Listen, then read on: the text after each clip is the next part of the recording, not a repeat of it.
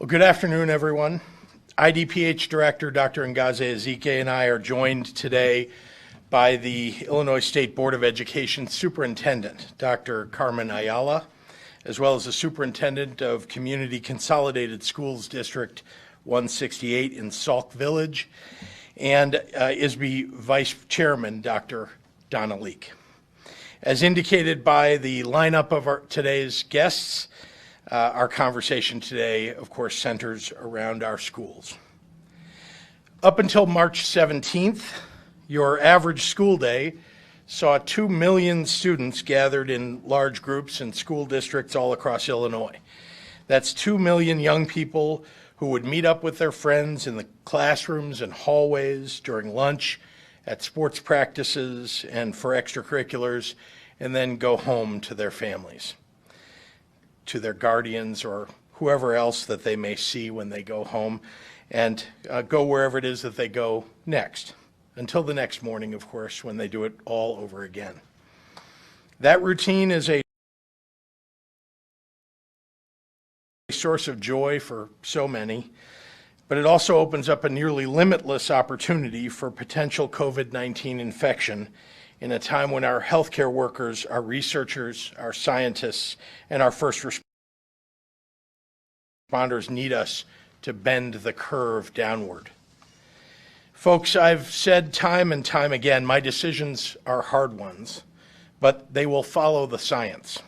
And the science says our students can't go back to their normal routine. Therefore, I am suspending in-person learning in schools for the remainder of the 2019-2020 school year.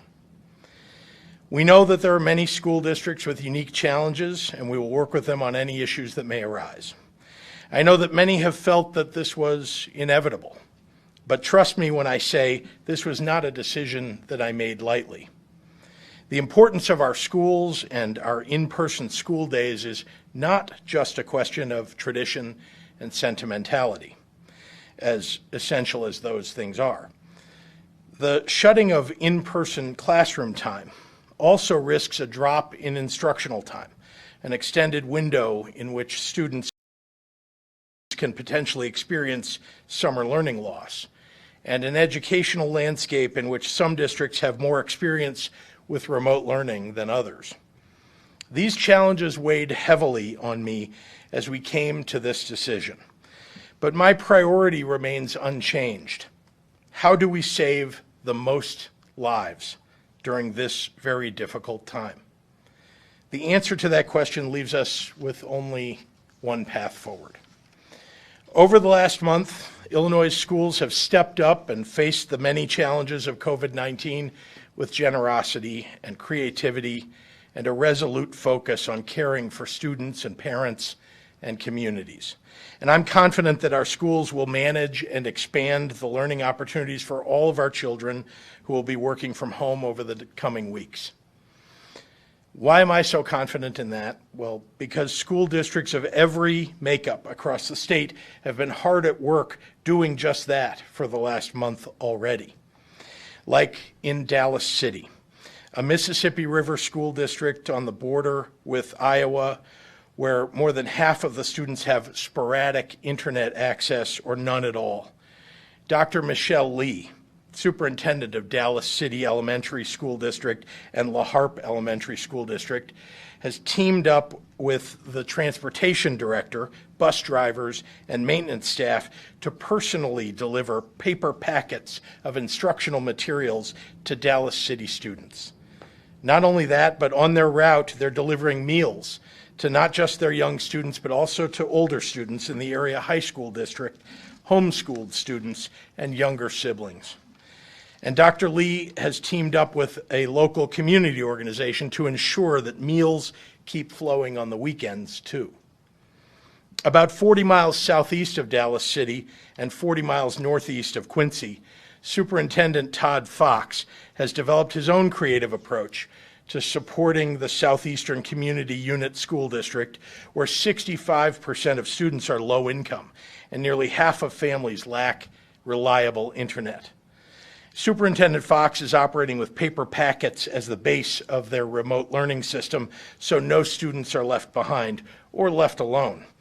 Teachers log all of their communications with students and parents in an effort to support their social emotional health and cognitive development and submit their logs to the principals each week. In the words of Superintendent Fox, we're making connections to ensure our children are not stuck at home, but rather they're safe at home. South of Metro East Redbud Community Unit School District Superintendent Jonathan Tallman has worked with local internet providers to expand free service to families in need, handing out devices to students without equipment of their own.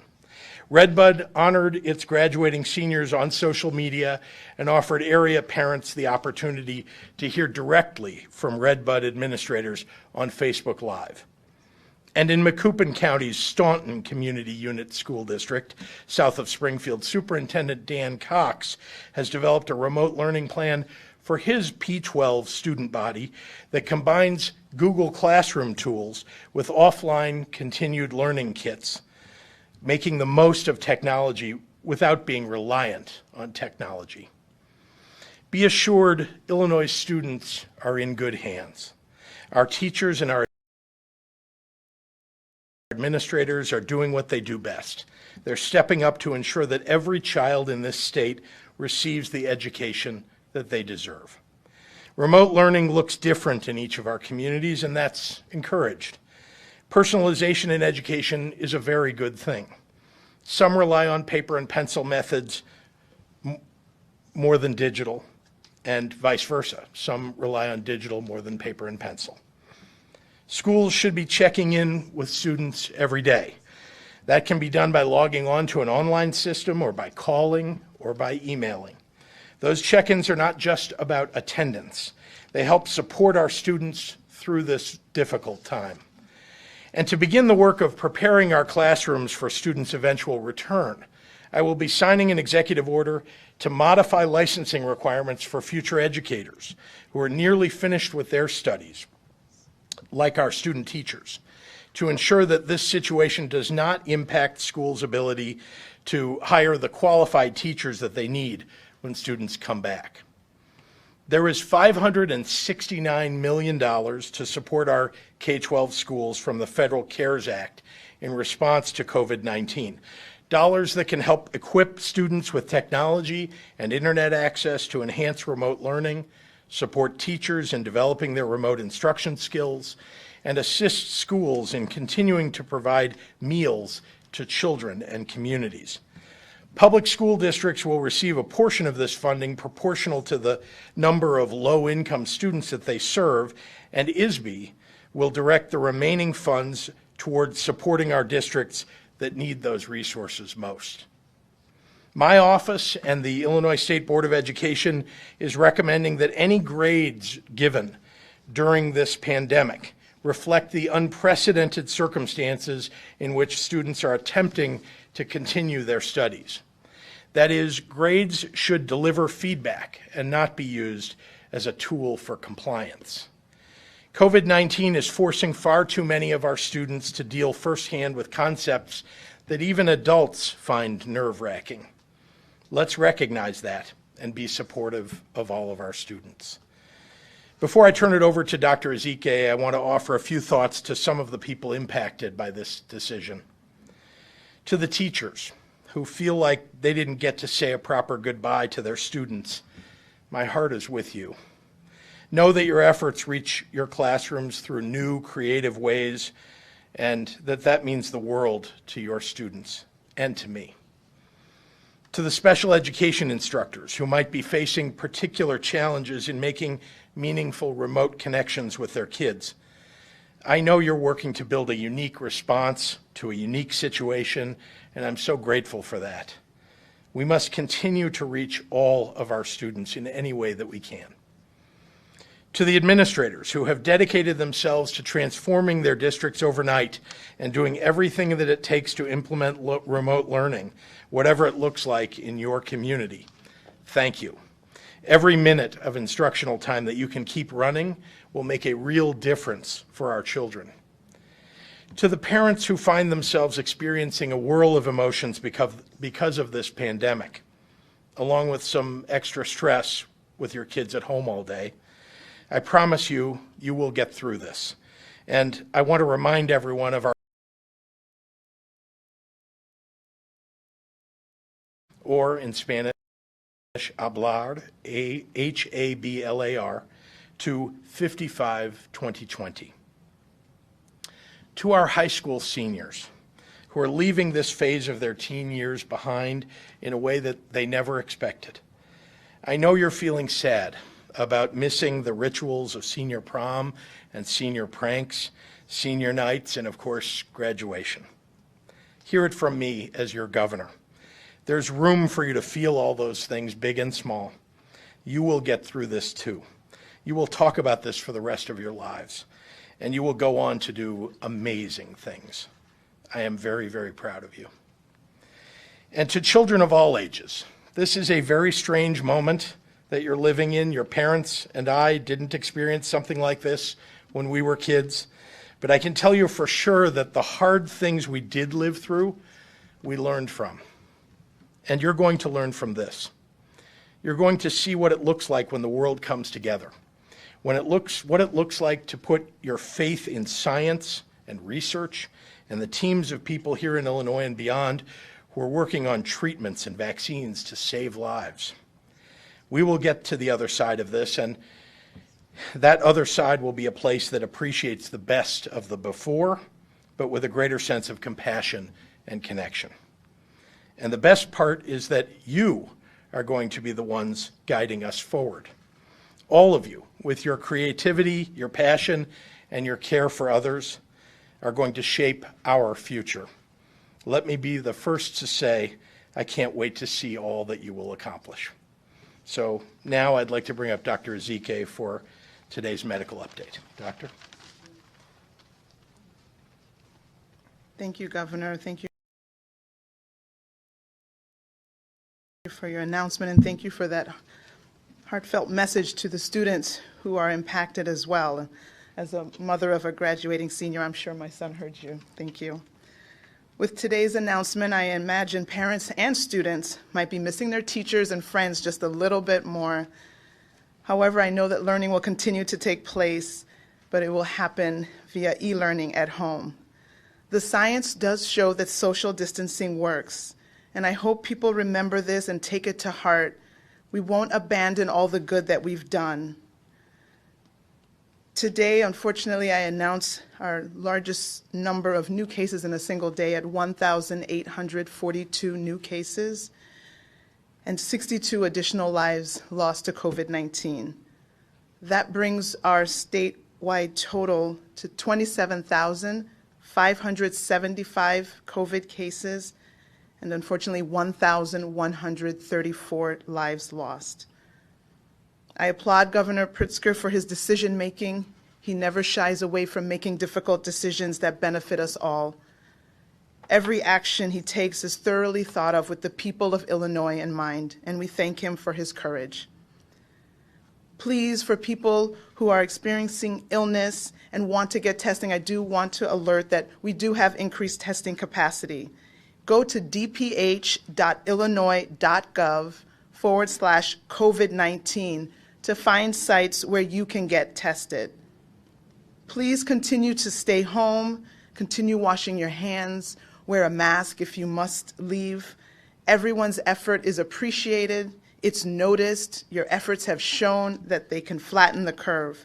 I'm so proud to be in this state and see how we have responded to this pandemic.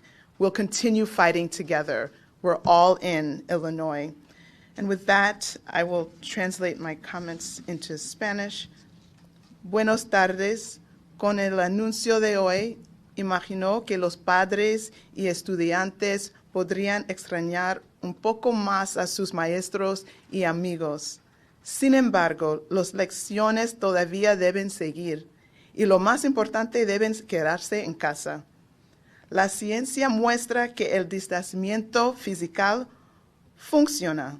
Y espero que la gente lo recuerde y lo tome en serio antes de abandonar todo el progreso que hemos tenido hasta ahora.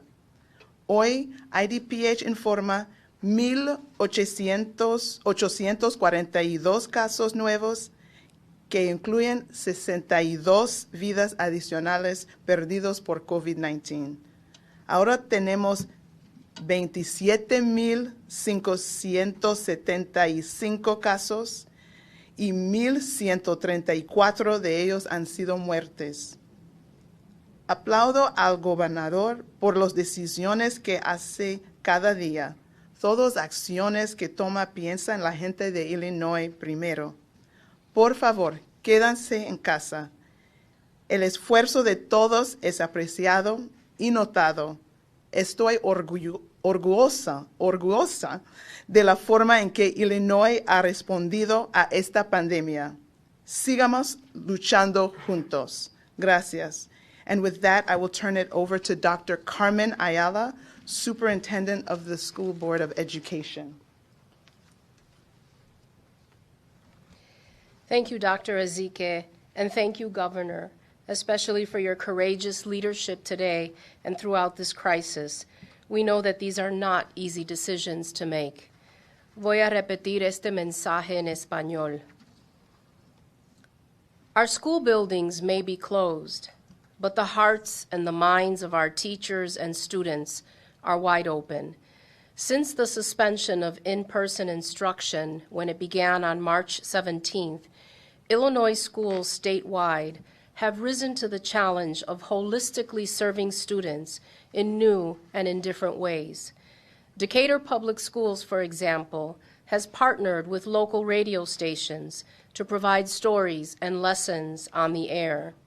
Vienna High Schools has parked its school buses equipped with Wi-Fi hotspots in strategic locations throughout Johnson County to boost internet connectivity for students at home. And the Northwest Suburban Special Education Organization has pre-recorded videos using American Sign Language to read and sign stories to students with disabilities. This pandemic has altered the fabric of how we teach, how we learn, and how we connect.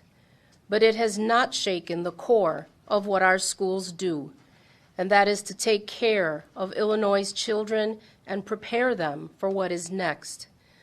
Our schools focus on social and emotional skills like resiliency, empathy, and adaptability for this very reason. So when the unpredictable events in life knock us down, we have the strength and the mindset to get back up. Many of Illinois families are undergoing tremendous hardship, and we are committed to doing everything that we can so that schools can continue to serve as conduits to food, technology, and resources, not just to students, but to their families, to the elderly, and to entire communities. Marquardt District 15 comes to mind. It's an elementary district west of Chicago. And we talk about the importance of making connections with our children every day. And in Marquardt, a social worker made a connection to a family to discover that in that family, they had a half a loaf of bread left with a mother that had no resources, no transportation, 5 children that she was trying to also educate. Because of this contact with this social worker, the Marquardt District was able to deliver 5 days' worth of meals and milk for this family. That's how important the daily contact is. Taking attendance, which really means making contact with each and every student every day, is more important now than ever. And this regular engagement helps teachers gauge their students' needs, their academic, social, emotional, and technological needs. Many families also do not have sufficient access to computers or internet at home, and we're going to tackle this digital divide head on as part of a strategic effort that will extend beyond the end of this pandemic. We will use the Illinois State Board of Education's Federal CARES Act dollars to increase access to technology and devices in our least resourced districts. And we encourage school districts to use their CARES Act funding allocations for this purpose as well. Closing the digital divide will be pivotal in fulfilling the agency's new post-pandemic strategic plan. But no matter how students are currently engaging with their schools, The Illinois State Board of Education does not expect families to try replicating their students' usual school experiences at home. We have published guidelines for how much time children should focus on purely academic work, and it ranges from as little as 30 minutes for our kindergartners to somewhere between 2 to 5 hours for our high school students. These recommendations are available on our website, isbe.net/COVID-19, and they are available in English, Spanish, Polish, and Arabic. Will students return to school totally caught up? We're not expecting them to.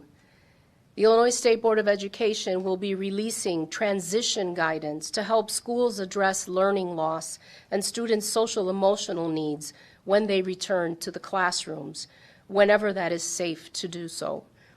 In addition to the Call for Calm text support line, our agency website also has a page dedicated to mental health resources with guides for how to talk to children about this public health crisis and other resources. It's at isbe.net/mental health. All our efforts are geared toward meeting our students where they are and giving them the tools and the supports they need for success.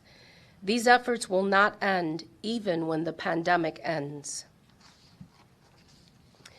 Gracias, Gobernador, por su valiente liderazgo hoy y a lo largo de esta crisis. Sabemos que no son decisiones fáciles de tomar. Nuestros edificios escolares pueden estar cerrados, pero los corazones y las mentes de nuestros maestros y estudiantes están abiertos de par en par. Desde que se suspendió la enseñanza el 17 de marzo, las escuelas de todo el estado de Illinois han asumido el reto de servir holísticamente a los estudiantes de maneras nuevas y diferentes. Esta pandemia ha cambiado la forma como enseñamos, aprendemos y conectamos, pero no ha alterado el núcleo de lo que hacen nuestras escuelas, y esa es cuidar de los niños de Illinois y prepararlos para lo que sigue. Muchas de las familias de nuestro estado están pasando por tremendas dificultades y nos comprometemos a seguir haciendo todo lo posible para que las escuelas puedan seguir sirviendo como conductos de alimentos, tecnología y recursos no solo para los estudiantes, sino también para sus familiares, para los ancianos y para comunidades enteras. Me viene a la mente un distrito escolar, el distrito 15 de Marquardt. En este distrito escolar se encuentra al oeste de la ciudad. Un trabajador social llamó a la casa para ver cómo están los estudiantes y se encontró con una madre y con media libra de pan, con 5 hijos tratando de enseñarlos, sin recursos y sin transportación.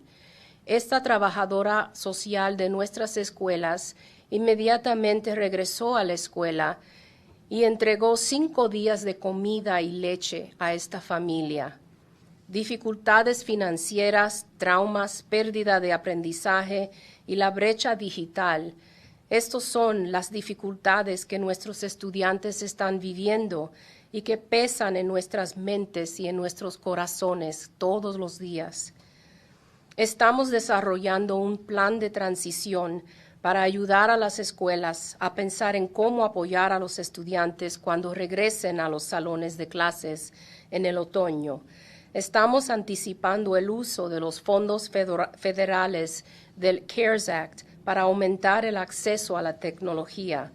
Animamos a los distritos escolares a usar sus fondos también para este propósito. Planes. Recuerden hace un par de meses cuando todos teníamos planes sobre cómo sería este año, cuando los viajes al trabajo y los horarios de las campanas nos ayudaron a planear nuestros días. Confío en nuestros líderes, como los que están aquí hoy, en las escuelas. Confío en las maestras, los maestros, sobre todo el Estado, que venceremos esta tormenta juntos. I would like to introduce Dr. Donna Leek, Vice Chair of the Illinois State Board of Education, who is with us today as a current district superintendent.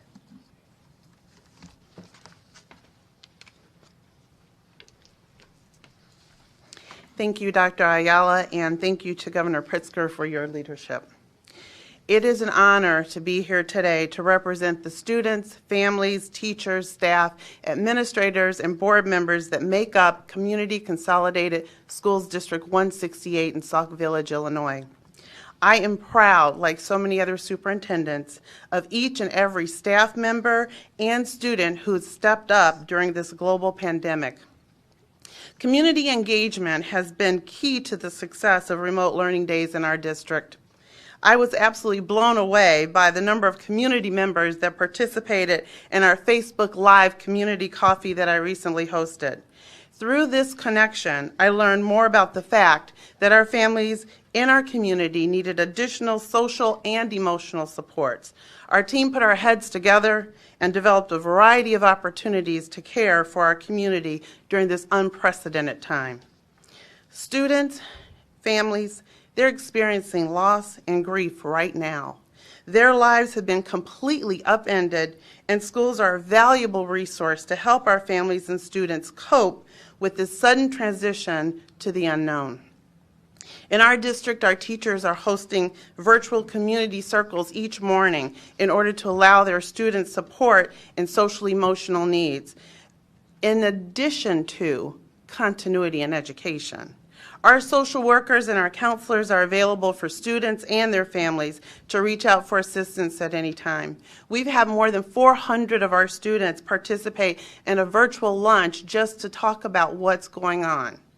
We're supporting student learning utilizing technology and, when needed, paper packets, in particular individualized instruction for those who need it most. Our students are staying engaged throughout the school day through the use of Google Hangout, Zoom. We're using Classroom Dojo and Powered by Action Network. Our special education teachers and teachers' aides are ensuring that the required minutes for our students with special needs are being met through technology. I am so proud, like every other superintendent in this state, I'm so proud of our staff for rising to this occasion and finding new and creative ways to keep our students engaged. But not only are we supporting our students in terms of mental, emotional, and academic, but also nutrition. Our area has provided tens of thousands of meals to families across our district. Each day we work to ensure that our students have breakfast and a hot lunch, and in addition we have partnerships across the village to ensure that our families and seniors' needs are met. Throughout this process, I have spent time collaborating with my fellow superintendents.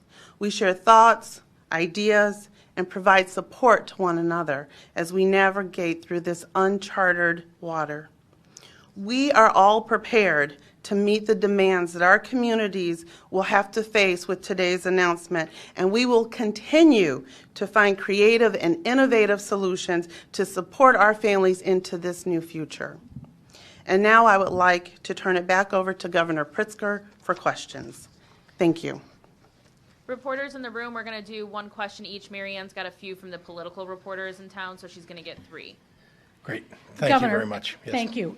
First of all, on the $569 million, who will oversee that? Where will that money go? How will it be fairly distributed? Does that include Chicago and everywhere else? And if I can combine a question in one, Chicago, you're telling everybody no school, not just, it's public, private, the whole shebang. That's correct.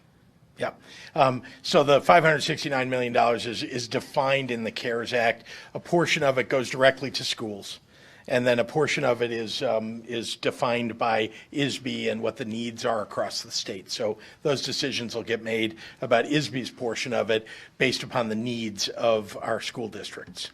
We've had some questions from some of my coworkers. Are you tracking the cases of positive cases of coronavirus among health workers, healthcare workers? Do you know those numbers here in Illinois? And also, how many healthcare workers in Illinois have died?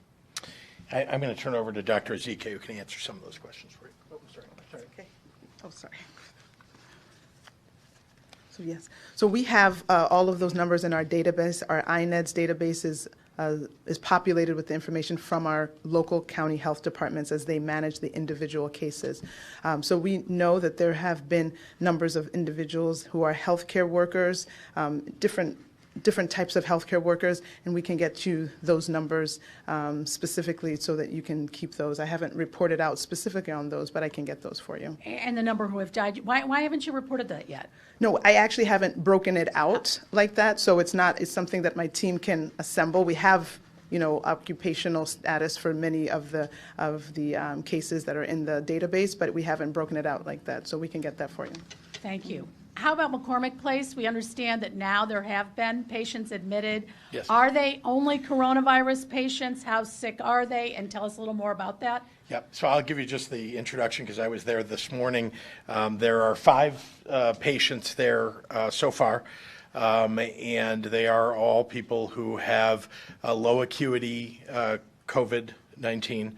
And so they're, the intention is for them to convalesce, to be watched, as patients will be at these alternate care facilities, and they'll be there for as long as it will take them to recover.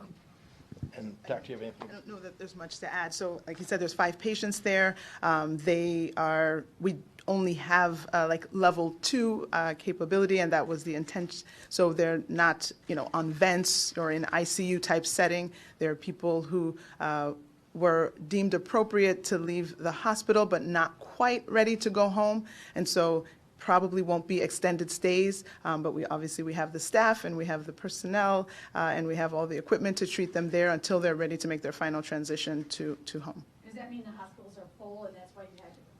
So we do, we follow the bed availability, how many med-surg beds, how many ICU beds, how many vents, how many ICUs.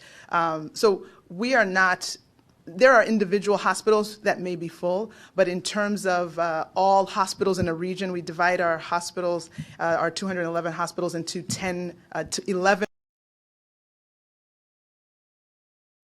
regions. Regions 7 through 11 form the suburbs, Chicagoland, if you will, the Chicago and the metro area. So there's no region that has no beds, but individual hospitals can get to capacity. And so that would have resulted in some of the transfers that we've seen there. Governor, was there any talk about extending the school year into the summer or adjusting next year's school year? And also, what does this do to the stay-at-home order? To the state, The stay-at-home order. Yeah, I'll make decisions about the stay-at-home order as I do, everything else on a day-by-day basis following it, and I'll let you know as soon as I know. I did not consider what would happen midsummer, or there are summer school programs and other things that may take place, but at the moment, we felt like this was the right answer. We wanted to make sure that kids got e-learning opportunity that was already being set up for them, because many of them, their spring vacations were at the end of March or early April. So they've been a couple weeks at least into e-learning. They may have even started it before their spring break. And so, that's all set up for people as they go into May. And, we think it gives people an opportunity to finish out the school year in as appropriate a fashion as they can. Yeah. Governor, can you expand on the grading, the non-grading, and really what does compliance mean? Yeah. We're not intended to say non-grading or grading. It's just we want students and to be treated with with enough understanding that teachers are not using it as a compliance tool to give them a bad grade because they don't have an internet connection, or the internet connection is spotty, or these are sometimes difficult circumstances. Kids are not used to being home and doing schooling, and so there needs to be more understanding. That's really the point of the comments that I was making.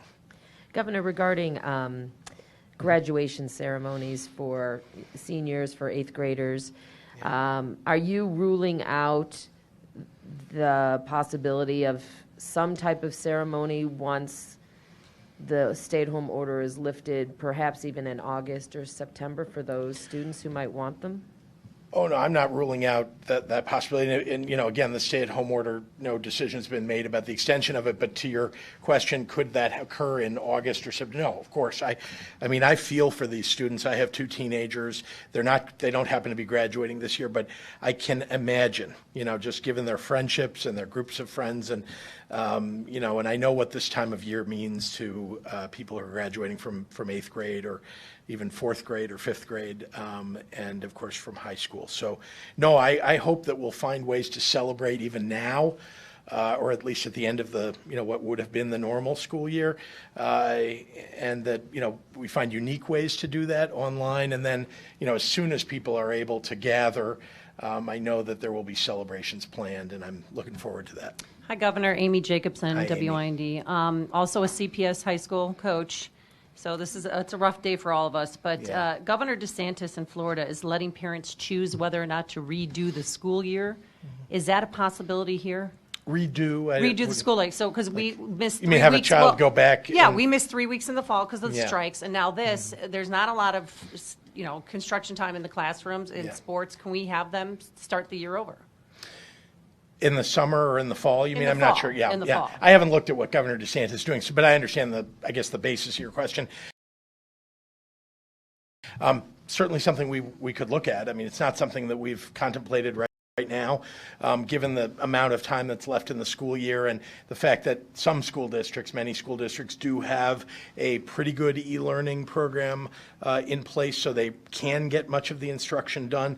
But I recognize that there are kids who may not get as much, and therefore, something like that might work. But I'll go look at what Governor DeSantis has announced. Thank you. This may be a question for the doctor, but today was the biggest one-day jump in cases. Do you expect this to keep happening, and if so, and are you sure the curve is flattening if the numbers keep increasing, and do you expect those numbers to keep increasing? So I'm sure we both have an answer to that, so forgive me. I'll just give you a short version and let the doctor speak. Look, it's never encouraging to see a number, go up and not down. In this circumstance, the number I want to go down, the numbers I want to go down are cases, hospitalizations, ICU beds, people on ventilators, and of course the fatalities. And we look at hospitalizations as really the most important of those numbers, at least I do. Cases, remember, are dependent upon how many people got tested that day. And we all know that all across the country, very few people have been tested. So it's almost hard to make some judgments about that, but we watch it. You saw that this was our second highest day for testing. We had, I think, 7,300 tests that came back today, and that leads to, of course, a higher, nominal amount of people who are tested positive. There are lots of people out there, unfortunately, who don't get tested who are COVID positive, and so the more we test, the more we're going to see, test positive.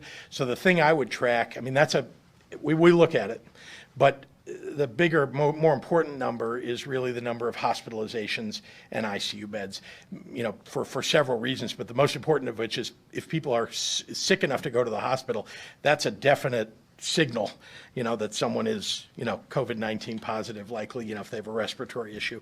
And then, of course, ICU beds are, a worsening of that condition. Doctor, do you have anything? He usually says it all.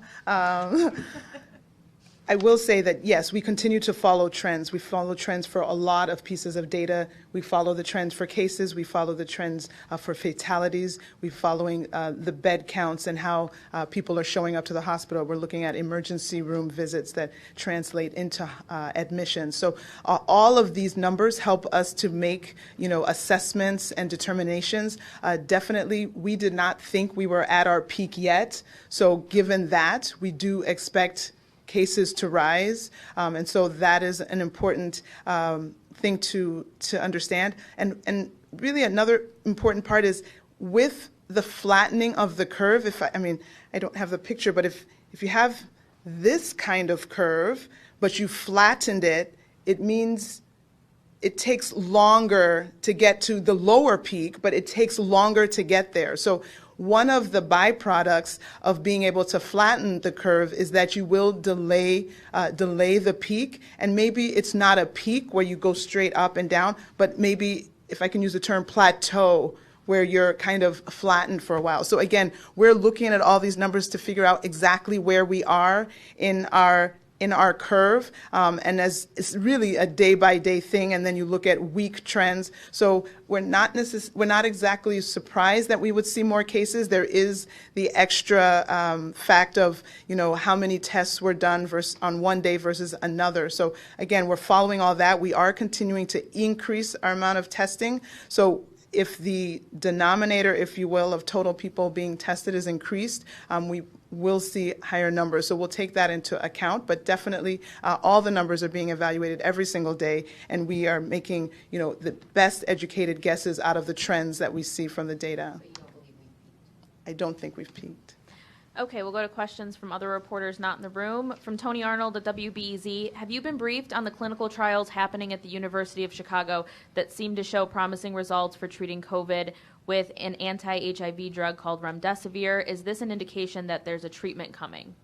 I have not been briefed, but I read the same materials that probably Tony Arnold read this morning in particular. I'm following very closely a number of the trials because it's very important when we talk about what does the future look like. The first really important thing that will happen while we're building up testing, while we're doing contact tracing, is that the approval of a therapy or treatment that will diminish people's likelihood of either being hospitalized or, after they're hospitalized, being put in ICU or on a ventilator. This is from The Patch for Dr. Ezike. Do community health centers tasked with conducting new testing announced yesterday have the ability to report results to public health officials the same way hospitals provide the data? If so, specifically, how will they do it? If not, will the testing data not be reported on public health rolls and limit the state's ability to track the virus? No, that's a great question. It's very important that we have the data for every test that happens in the state of Illinois. We're using all of that data. It's very sensitive. All of the FQHCs, any of the additional clinics that come on board will be sending their specimens to a place where the labs will be processed, who will now send all of those results to IDPH. Most of those testing specimens will actually be sent directly to IDPH to be run, and of course we'll have the results, but even if they are sent to another, to a university or a hospital where they are run, they will still be sent to us, usually electronically through our electronic lab system. This is from Hannah at the Daily Line. Considering the school funding changes you had planned to make for next year in your February budget proposal, what will happen with funding schools with the evidence-based school funding formula next year, given the disproportionate impact e-learning will have on poorer districts? Will any proration of the school funding formula again become the norm? Well, I didn't plan any reduction of the funding for evidence-based funding, just to be clear. As you know, we put forward a budget that would have fully funded the $350 million for evidence-based funding.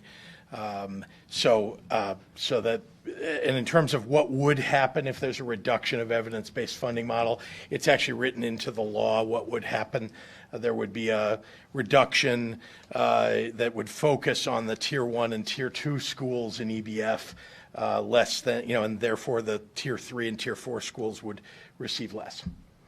This is from Shia at Politico. How is Illinois going to find and train contact tracers? Where are they coming from and who is paying them? Great question, and my short answer to that is that if you look at what Massachusetts did, and there's a terrific article about this in the New York Times that gives you a pretty good sense of it, although I have some materials that I've received directly from them. You can see how this is done, but yes, we would be hiring people. It does cost to pay people to hire them, of course, but the important part of this collaborative is it's a very important component of getting the economy going again and getting people, out of the situation that we're in today, along with, as I've always said, testing and, of course, a treatment. This is from Jamie Monks at the Chicago Tribune. With the highest to-date number of known cases being reported in a single day and the high number of deaths in a single day reported yesterday, what do you attribute that to, and what evidence shows that the state is in fact bending the curve, or no? Mm-hmm. Well, the first thing that people should take note of is that, and we talked about this the other day, the doubling times. How long does it take to double the number of cases in a state? How long does it take to double the number of fatalities in a state? We have seen the length of time that it takes to double increased significantly, even more than I reported the other day. It's actually increasing that doubling time, and that's a very good thing. That's a good thing. We have not peaked. I think you just heard Dr. Ezike say that, and I will repeat it. We are in a period where where again you can see it bending, this curve, because we know what the projections were had we not put the stay-at-home order in place. Much worse than where we are today, and we can see the slowing of the development of people ending up in hospitals and in ICU beds and on ventilators. And remember that the fatalities often are a lagging indicator. The cases are maybe a leading indicator. Hospitalizations, though, are the most definite indicator of where you are on the curve. And we're seeing, again, a flattening of that. We saw a really significant upward trend of it, and then we saw it sort of flattening. And I want to make sure that, there was a question about flattening and flat. It's flattening. The curve is bending, but it isn't flat yet. I mean, I would like it to be flat, and then we know at least, or we can have some confidence that it may start falling. But either way, whether you're on this side of the curve or that, we will have increasing numbers of cases, total cases in the state, whether that number of daily cases is falling or not, and same thing, of course, for all the other numbers on the other side of this. Rebecca Ansel from Capital News Illinois would like to check in with Governor Pritzker and Dr. Ezike. How are you both doing physically and emotionally? Has holding these daily updates gotten any easier? Well, that's so nice. Nobody ever asks that question. Has it gotten easier? I've gotten to know many of you better than I did. So for me, anyway, I'll just say I'm managing through this time, reasonably well. I think some people have said about me that what does Governor Pritzker like to do when he's not working? And the answer most people give is work. And so, I'm doing what I think I can do, but I'm doing fine. Thank you for asking. I think there is an emotional component to this that I'll just, not spend a lot of time on, but when I wake up in the morning and I look at the numbers being reported in the morning about what happened overnight and in the evening before, sometimes, the numbers are, when we have a day like yesterday, it's hard not to let it get you down. But I know that if everybody persists out there with the stay-at-home order, following the rules, and we keep building up our testing and our contact tracing, we'll do better every day. So, yep. No, it's, I can't complain. I got a day off, unlike you. so I was off last Sunday, but we have an important job. I guess we were called to our roles for such a time as this, and so we are embracing it. I am so humbled to be under the leadership of the governor, who is a tireless advocate for the people of Illinois, and he inspires all of us to work just as hard as he is. We have a mission. We have a war that we're facing, and we need to make sure that people understand the enemy and understand how to defend themselves against the enemy, and need to understand that it's going to be a long war. And so we're making sure that the governor is working so hard with his team to make sure that while we face this war, that we have the things that we need given the tough circumstances. We're trying to make sure that we're accurately looking at the data to make sure that we fully understand the enemy and are using the right tactics to fight back. I think we're doing that. But I'm privileged to be in this position to try to help the people of the state, and I think I'm finding the strength that I need to carry on. Thank you for asking. Rich Miller at Capital Facts asks, are the scientists you consult saying anything about actions you can take to cause a, quote, downward trajectory of documented cases within a 14-day period, to quote the new White House guidance? There isn't some specific action that you can do that leads to a downward trajectory. What you can do is keep doing the things you're doing that are slowing the ascent of the curve.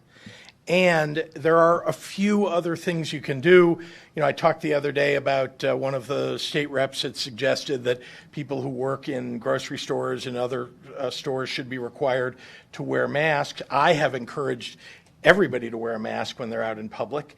if we enforce that more, or if people just enforced it with, by talking to people as they see them on the street, I think that's another way that we could do it. But there isn't something specific. I wish I could tell you.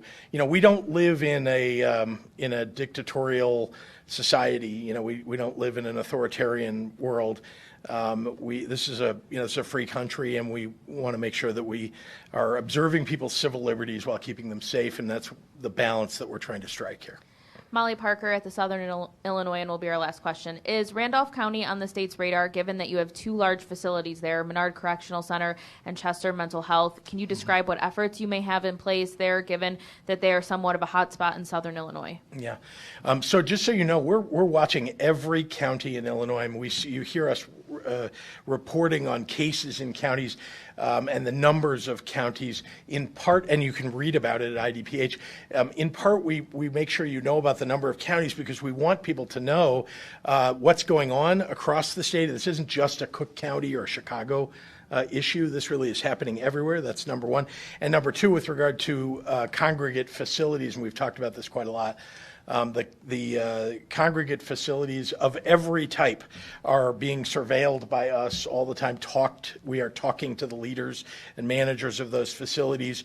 We are delivering PPE. We're making sure that there are guidelines for them to follow, guidance given by IDPH to make sure that we're caring for those people as best we can. Those are very difficult circumstances. Just to be clear, it's happening all over the country.